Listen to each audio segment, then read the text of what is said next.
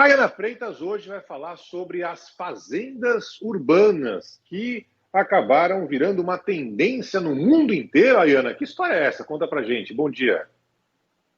É isso aí. Bom dia, Barão. Bom dia, Carla, os ouvintes do Band News Station. O que são as tais das fazendas urbanas, né? O nome já diz, né? O nome já diz, fazendas urbanas, fazendas localizadas nas cidades, não nas áreas rurais, né? Como a gente está acostumado. São fazendas voltadas igualmente às fazendas rurais para a produção de alimentos, enfim. Só que aí uma produção controlada e a possibilidade, então, dessa produção ser feita em ambientes, em bairros dentro de grandes cidades ou até em prédios nas grandes cidades, né? Tudo isso com proteção de luz solar, um controle, né, digamos assim, às vezes as fazendas são até a céu aberto, mas tem uma proteção, um controle maior da incidência da luz solar, da chuva, do vento, por exemplo. Então, o que se planta nelas?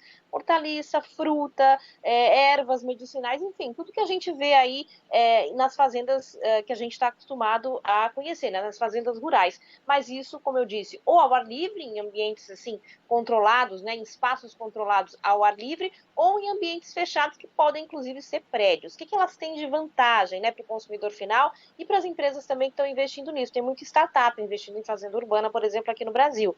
Primeiro, ela reduz a distância entre o alimento e o consumidor final, né? Você economiza aí, no mínimo, com a questão do transporte desses alimentos, com a logística, com a embalagem. Às vezes, se você permitir que a compra dos produtos seja feita ali mesmo, né? Não precisa do transporte, por exemplo, em caixas e tudo mais, em caminhões, né? Para levar esse alimento até o supermercado, alguma coisa assim, ou até o restaurante.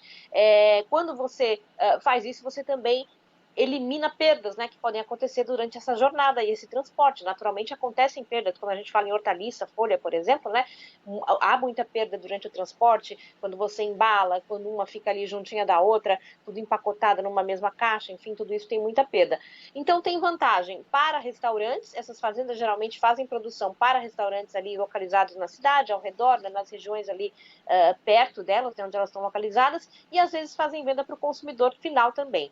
Recentemente, a gente aqui da Mercado de Consumo fez, a gente acompanhou aí em Chicago, né, Barão, a NRA, National, é uma feira, na verdade, promovida pela Federação Nacional dos Restaurantes dos Estados Unidos. Em Chicago, eles promoveram essa feira voltada para bares e restaurantes, e antes a gente fazer a visita na feira em si, a gente visitou algumas operações de food service, de bares e restaurantes na cidade de Chicago. Entre essas operações, a gente visitou uma fazenda urbana. E por que a gente visitou uma fazenda urbana? Justamente porque eles fornecem essas hortaliças, esses produtos que eles produzem ali para moradores da região. É uma fazenda que chama Farm on Ogden, ela tem apoio do Jardim Botânico da cidade de Chicago, ela tem ali todo um apoio mesmo na estrutura, né? E aí ela fica localizada numa região mais periférica da cidade, além dessa questão do consumo mais sustentável, né? Dessa questão que eu falei de evitar o transporte, ter o consumo, a produção dentro da própria cidade, ela tem uma ação muito bacana que é de valorizar a comunidade local no sentido de fornecer empregos, por exemplo, para essas pessoas. Como eu disse, uma fazenda urbana localizada numa região mais periférica da cidade, muita gente ali que não tem emprego, muita gente que é, por exemplo, ex-combatente de guerra, ex-presidiário, que tem dificuldade de arrumar emprego, e aí eles fazem todo esse trabalho que, além de ser sustentável, tem a questão do social também, né? Aqui no Brasil, a gente tem uma rede muito bacana que chama Be Green, que é uma rede de fazendas urbanas também, é uma agrotech, né? Hoje tudo é tech, né? Tudo que é startup, empresa de tecnologia, é algo tech. Essa aí é uma agrotech. Agrotech, agropop, agro... É verdade, me lembrar. A Big Green ela é uma rede de fazendas urbanas que acabou de inaugurar uma unidade aí no shopping Plaza Sul de São Paulo. Aí é porque eu estou viajando hoje, tá, gente? Tô falando aqui do Nordeste do país hoje. Mas acabou de inaugurar uma unidade no shopping Plaza Sul, na zona sul de São Paulo, dentro do shopping, quer dizer, então, num prédio totalmente, você imagina o que é um prédio, né? Aquele ambiente todo fechado, o que é um shopping, né? Um ambiente todo fechado, paredes ali, um ambiente totalmente de consumo, né? Eles fizeram tudo isso se transformar também num ambiente de experiência. Então, nessa unidade, por exemplo, da Big Green, que é uma rede que tem unidades em outros shoppings e tem também unidades dentro de fábricas, por exemplo, da Mercedes-Benz tem uma unidade dentro da sede do iFood, uma fazenda urbana dentro dessas empresas. O que as pessoas fazem lá? além deles fornecerem para o próprio shopping, para o próprio restaurante do shopping, por exemplo, comprar essa hortaliça, enfim, essa fruta produzida dentro da fazenda urbana, eles fazem também, abrem ali para visitas. Então, tanto escolas, por exemplo, podem ir lá, grupos escolares, né, quando as crianças estão lá aprendendo, aquela fase em que aprendem, enfim, a questão de biologia, ou mesmo de alimentação, enfim, quando aquilo ali faz parte da grade curricular, aquele tema faz parte, as escolas podem levar essas crianças para visitar, e o consumidor final também pode ir lá visitar e conhecer tudo isso, que para quem mora numa grande cidade, às vezes, a gente sabe, né, gente, é um mundo muito diferente, né, esse mundo de fazendas aí. Então é isso, consumo sustentável, questão social e menos desperdício, né? Tudo isso que são coisas que estão aí na cabeça do consumidor ultimamente com muita força, né, gente?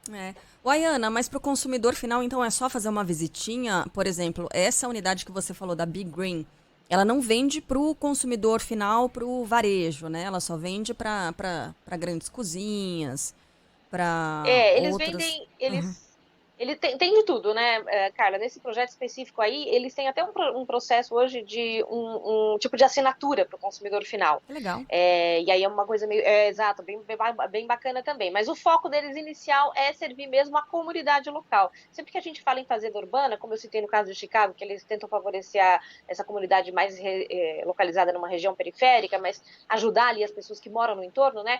No caso da Big Green não deixa de ser diferente. Eles querem ajudar, pelo menos, os restaurantes que estão no shopping inicialmente, né? Até porque a produção não é tão grande escala assim. Depois vão ajudar restaurantes localizados no entorno. Enfim, a ideia é ajudar quem está ali. No caso do consumidor final, ainda o movimento inicial ali não é o foco da empresa, fornecer para o consumidor final, mas eles oferecem ainda já um serviço de assinatura, sim.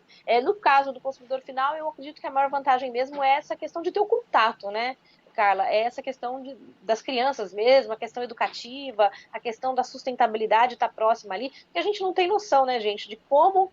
A gente até tem, mas assim, a gente não tem noção do desperdício, do custo que é hoje, né, você fazer o transporte num país como o Brasil, por exemplo, em que é tudo rodovia, né? Quanto que desperdício existe aí, quanto de gasto de combustível, quanto se gasta com a logística, quanto se gasta nessas estradas, né, que nem sempre são boas, para transportar esses produtos, né, que a gente consome no dia a dia. A gente vai lá no supermercado, compra tudo bonitinho, limpinho, né, e consome rapidinho, mas a gente não sabe o que está por trás, a gente não sente isso no dia a dia. Quando você tem contato com isso diretamente, você vê ali que é um processo longo, né? E aí o contato direto é muito mais simples, cara, muito mais barato e muito mais econômico para o meio ambiente também, né? Uhum. Parece ter só vantagens, né, Barão? A única desvantagem é para o parece. produtor, que agora vai ter uma competição, né, localizada dentro da própria cidade. O meu pai, que é produtor rural, né, já há muito tempo, faz hidroponia, né, lá em Atibaia e tal, sim, olhou para isso e fala como eles pagam o aluguel desse espaço no meio da cidade. Que, convenhamos, é uma pergunta absolutamente pertinente, né? O produtor rural lá no meio do mato e tal não tem esses custos de quem está numa cidade. Claro, a Ana explicou, tem alguns processos que são aí, digamos, tem incentivos das próprias empresas e tudo mais, sim, mas para o produtor rural que está ali, digamos, distante, né, tentando lutar e tal, ver esse tipo de coisa na cidade, o cara fala, peraí, como é que o cara consegue vender com preço mais barato, estando num prédio aqui no meio da Marginal Tietê, em São Paulo, ou seja, a conta, teoricamente, não bate, mas enfim, claro, tomara que dê resultado, né? Tomara que seja isso, algo... Não, até por isso, Barão, geralmente tem empresas ajudando, né? Tem empresas por trás. A gente está falando aí de empresas de tecnologia, como eu falei, né? Essa startup, essa agrotech aí que eu citei, tem outras também que atuam assim, ou você tem apoios de comunidades, como eu citei no caso de Chicago, do Jardim Botânico, aí é uma questão realmente de, né, estimular, incentivar, dar oportunidades para a sociedade, para o bairro, né, oportunidades para as pessoas que moram ali no bairro, claro, questões sociais mesmo, ou você tem grandes empresas, no caso da Big Green, inclusive, eles são investidos por uma grande administradora de shopping, que é a Aliança Sonai. Quer dizer, realmente não é simples assim, é apenas quero dizer que é apenas um trabalho de você levar isso para mais perto de uma população que talvez não tivesse acesso a isso tão facilmente, né? Não, obviamente, isso não tira de jeito nenhum o mérito e o trabalho e a necessidade que a gente tem dos produtores rurais tradicionais, é óbvio. Claro. É a maneira apenas de você trazer isso para uma realidade que não é tão comum, né? Hoje em dia. E, geralmente, sim, tem um apoio, tem um investimento que pequenos produtores não têm condição de fazer, certamente. São grandes empresas de tecnologia, principalmente focadas nessa produção hoje, né? Dark Farms. Exatamente. É isso aí. Praticamente.